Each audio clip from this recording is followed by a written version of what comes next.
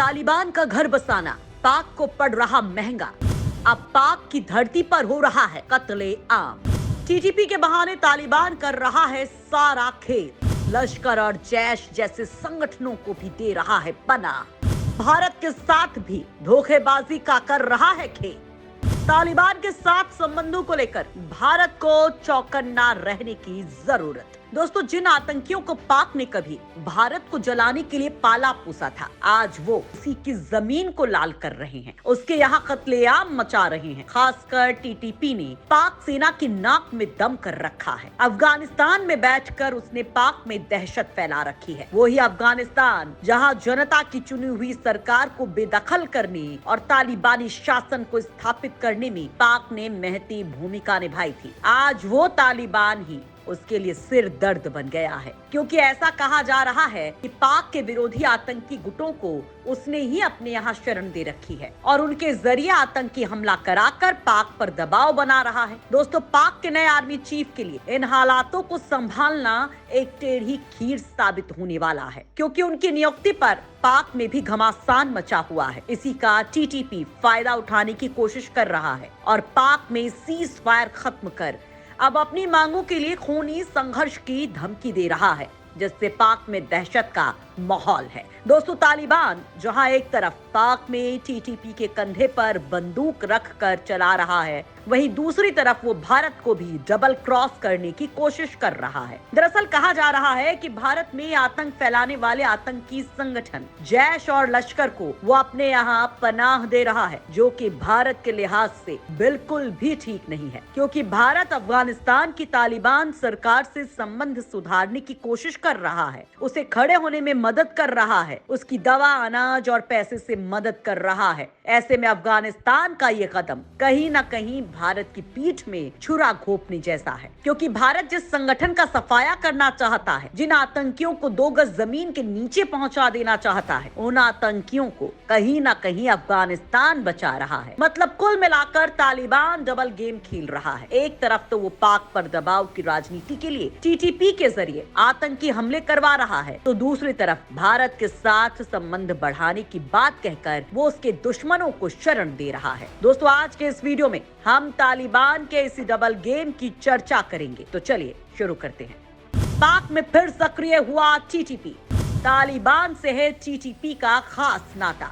दोस्तों, टीटीपी वैसे तो एक अलग आतंकी समूह है, लेकिन अफगानिस्तान की सत्ता पर काबिज तालिबान का सहयोगी रह चुका है। दोनों की विचारधारा भी एक है। तालिबान की ही तरह टीटीपी पाकिस्तान के सरहदी इलाकों में शरिया कानून कायम करना चाहता है। दोस्तों, आपको बता दें कि 2001 में अफगानिस्तान पर अमेरिकी हमले के बाद पाकिस्तानी तालिबान ने अफगानी तालिबान के साथ मिलकर लड़ाई लड़ी। इस दौरान पाकिस्तान के कबायली इलाकों में अफगानी तालिबान को भोजन, रहने का ठिकाना और वित्तीय मदद मिली। साथ ही उनके प्रति वफादार रहने का वचन भी दिया गया। दोस्तों, अपनी स्थापना के बाद टीटीपी ने पाकिस्तानी सरकार के खिलाफ उग्र रुख अपना रखा है। टीटीपी ने नागरिकों और पाक सेना दोनों को निशाना बनाया है। इसके जवाब में पाकिस्तानी आर्मी ने कार्रवाई कर टीटीपी नेताओं को अफगानिस्तान भागने पर मजबूर कर दिया। 2015 से टीटीपी वहीं से पाकिस्तान के खिलाफ हमले कर रहा है। अगस्त 2021 में अफगानिस्तान की सत्ता पर तालिबान के कब्जे के बाद से टीटीपी का हौसला बढ़ा है। उसे लगता है कि वो भी पाकिस्तान में ऐसा कर सकता है। पाक इंस्टीट्यूट फॉर पीस स्टडीज के मुताबिक काबुल पर तालिबान के कब्जे के ठीक 1 साल के बाद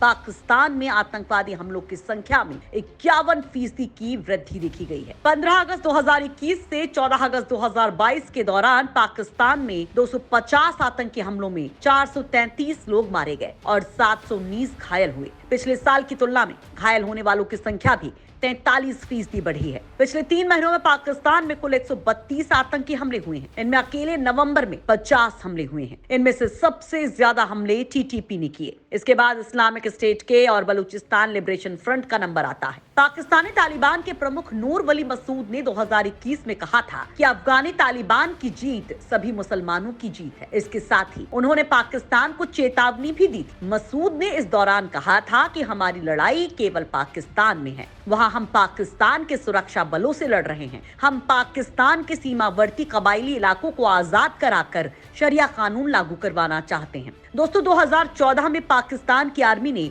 जब टीटीपी पर कार्रवाई की थी तो टीटीपी ने इसका जवाब दिसंबर 2014 में पेशावर में आर्मी स्कूल पर हमला करके दिया था। इस हमले में 131 बच्चों समेत 150 निर्दोष लोग मारे गए थे। इसके बाद पाकिस्तान की कार्रवाई में टीटीपी के ज्यादातर आतंकी अफगानिस्तान भाग गए थे। अब पाकिस्तान दावा कर रहा है कि काबुल में तालिबान टीटीपी को सीमा पार हमले करने के लिए पैर जमाने का मौका दे रहा है। यानी जिस अफगान तालिबान को पाकिस्तान ने पाला पोसा, अब उसी पर आरोप लगा रहा है कि वो पाकिस्तान के दुश्मनों को शरण दे रहा है। दोस्तों तालिबान भारत के साथ भी कुछ ऐसा ही खेल खेल रहा है, जिसके बारे में आपको बताएंगे। लेकिन उससे पहले आपको बता दें कि आखिर क्यों टीटीपी ने मुनीर के सत्ता संभालते ही हिना रब्बानी खार के दौरे से पहले ही अपना सीज फायर खत्म किया है। टीटीपी के सीज फायर खत्म करने का मकसद क्या?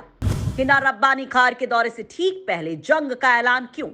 दोस्तों पाकिस्तानी सेना के लिए काल बन चुके तहरीक तालिबान के आतंकवादियों ने एक बार फिर से खूनी खेल खेलना शुरू कर दिया है। टीटीपी के आतंकियों ने पूरे पाकिस्तान में हमले करने का ऐलान किया है। टीटीपी ने इन हमलों का ऐलान ऐसे समय पर किया है जब पाकिस्तान में नए आर्मी चीफ असीम मुनीर ने कमान संभाली है। साथ ही आईएसआई के पूर्व चीफ लेफ्टिनेंट जनरल फैज ने आर्मी चीफ नहीं बनाए जाने पर इस्तीफा दे दिया है। जनरल फैज ने ही टीटीपी के साथ संघर्ष विराम करवाया था। दोस्तों यहाँ सवाल ये उठता है कि आखिर टीटीपी ने इसी वक्त सीज फायर खत्म करने का ऐलान क्यों किया? दोस्तों जानकारों का कहना है कि जब किसी संस्था जैसे सेना में बड़ा बदलाव होता है तो आतंकी ऐसे में दबाव बनाने का मौका देखते हैं। टीटीपी को पता है कि पाकिस्तान की सेना में अभी गुटबाजी का दौर चल रहा है। ऐसे में असीम मुनीर को सेना की बागडोर को पूरी तरह से संभालने में समय लगेगा। यही वक्त है जब वो पाकिस्तान की सेना और पाकिस्तान पर बड़ा प्रहार कर सकते हैं। दोस्तों टीटीपी काफी टाइम से सीज फायर को खत्म करने का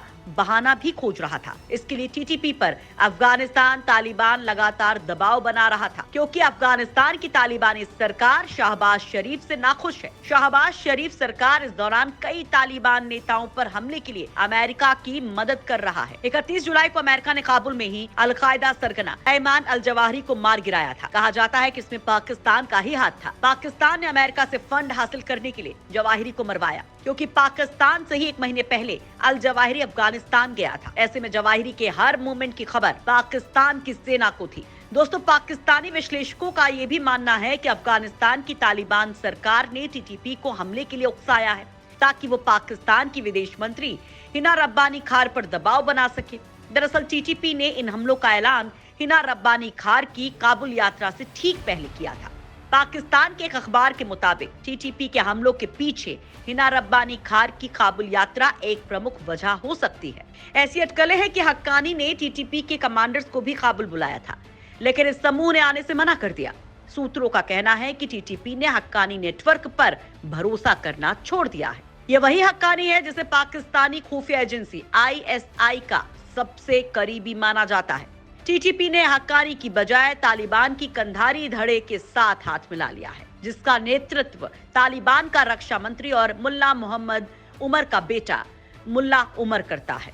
अफगानिस्तान के कुछ मीडिया रिपोर्ट्स में कहा गया है कि मुल्ला याकूब ने काबुल में पाकिस्तानी प्रतिनिधि मंडल से मुलाकात से इनकार कर दिया। दोस्तों आपको बता दें कि खबरें ऐसी भी आ रही हैं, तालिबान ने पाक के गुनहगार लश्कर और जैश के आतंकियों को भी अपने यहाँ शरण दे रखी है। भारत को भी डबल क्रॉस कर रहा है तालिबान, लश्कर और जैश जैसे संगठनों को दे रहा है पनाह। दोस्तों भारत के साथ दोस्ती का हाथ बढ़ा रहा तालिबान आतंकवादी संगठनों को सुरक्षित पनाहगाह मुहैया करवा रहा है। इसमें जम्मू कश्मीर में सक्रिय लश्कर ए तैयबा और जैश ए मोहम्मद जैसे आतंकी संगठन भी शामिल हैं। ये पूर्व खुफिया प्रमुख रहमतुल्लाह नबील ने किया है। उन्होंने चेतावनी देते हुए कहा कि अफगानिस्तान में तालिबान के साथ एंगेजमेंट के बावजूद भारत को अपनी सुरक्षा कम नहीं करनी चाहिए। नबील ने बताया कि भारत को भले ही तालिबान के साथ संबंध स्थापित कर अच्छा किया हो, लेकिन अपनी सुरक्षा से समझौता नहीं करना चाहिए, क्योंकि तालिबान शासन में अफगान सरजमी दुनिया भर के आतंकी संगठनों के लिए सुरक्षित ठिकाना बन गई है, खासकर लश्कर और जैश के लिए, जो भारत के गुनहगार हैं। एक अंग्रेजी अखबार को दिए गए इंटरव्यू में रहमतुल्लाह नबील ने कहा कि भारत के खुद के हित में तालिबान के साथ बातचीत जरूरी थी। इसके बावजूद भारत सरकार को अफगानिस्तान के पूर्व नेताओं के साथ भी चैनल खुले रखने चाहिए, भले ही वे अब सत्ता से बाहर हैं। दोस्तों, आपको बता दें कि नबील ने अफगानिस्तान के पूर्व राष्ट्रपति हामिद करजई और अशरफ गनी दोनों के अधीन राष्ट्रीय सुरक्षा निदेशालय के डायरेक्टर के तौर पर काम किया है। उन्होंने 2010 से 2015 के अपने कार्यकाल के दौरान भारत के साथ संबंधों को मजबूत बनाने में काफी सहयोग किया, जिसके कारण वो तालिबान के निशाने पर रहे हैं। दोस्तों, यहाँ ये बताना भी जरूरी है कि अगस्त 2021 में काबुल पर तालिबान के कब्जे के बाद भारत ने उन्हें वीजा देने से इनकार कर दिया था। आपको क्या लगता है, तालिबान को लेकर भारत सरकार ने जो फैसला किया है, क्या वो गलत है? क्योंकि नबील के बयान के बाद ऐसे सवाल उठने लाजमी है। अपने जवाब हमें कमेंट बॉक्स में जरूर बताएं। जय हिंद, जय भारत।